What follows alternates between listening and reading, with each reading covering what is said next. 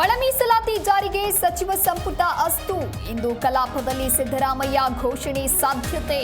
ಸಿಎಂಗೆ ಹಾರ ಹಾಕಿ ಸಂಭ್ರಮಾಚರಣೆ.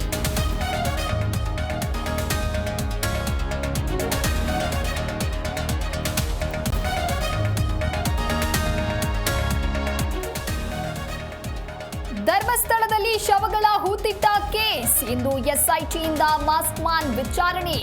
ಠಾಣೆಗೆ ಭೇಟಿ ನೀಡಿ ಮಾಹಿತಿ ಪಡೆಯಲಿರೋ Mohanty.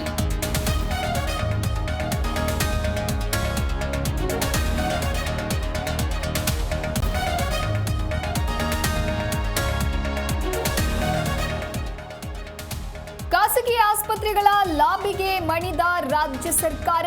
KLE ಪಾಲಾಗುತ್ತಾ Belagavi super speciality ಆಸ್ಪತ್ರೆ. ಕೆಎಲ್ಇ ಸಹಯೋಗದಲ್ಲಿ ವೈದ್ಯರನ್ನ ಒದಗಿಸಲು ಒಡಂಬಡಿಕೆ.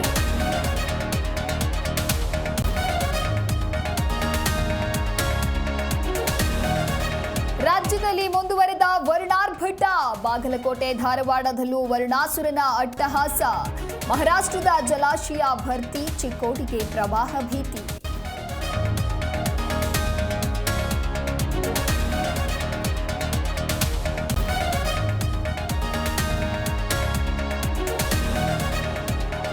ಕ್ರಿಮಿನಲ್ ಕೇಸ್ನಲ್ಲಿ ಪ್ರಧಾನಿ ಸಿಎಂ ವಜಾಗೆ ಮಸೂದೆ. ವಶ ಬಂಧನದ 30 ದಿನದಲ್ಲಿ ರಾಜೀನಾಮೆ ಕಡ್ಡಾಯ.